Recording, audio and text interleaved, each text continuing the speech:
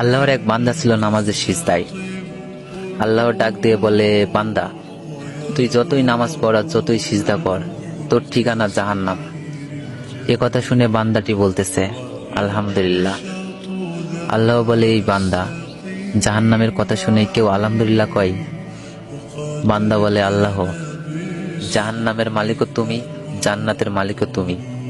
তুমি আল্লাহ যদি খুশি হয়ে আমাকে জাহান্নামও দাও, আমার আপত্তি করার কোনো অধিকার নেই। আল্লাহ বলতেছে, বান্দা, জাহান্নামে গেলে তুই পুড়ে যাবি, তোর কষ্ট হবে। বান্দা বলতেছে, আল্লাহ, কষ্ট শুধু আমার হবে না, তোমারও হবে। আল্লাহ বলে, বান্দা, তুই পুড়বি জাহান্নামে, আমার কষ্ট কেন হবে? বান্দা বলে, আল্লাহ, মায়ের কোলে সন্তান যদি পানিতে পড়ে যায়, তাহলে দুনিয়ার কোনো মাই যেমন দূরে দাঁড়িয়ে থাকতে পারে না, দৌড়ে গিয়ে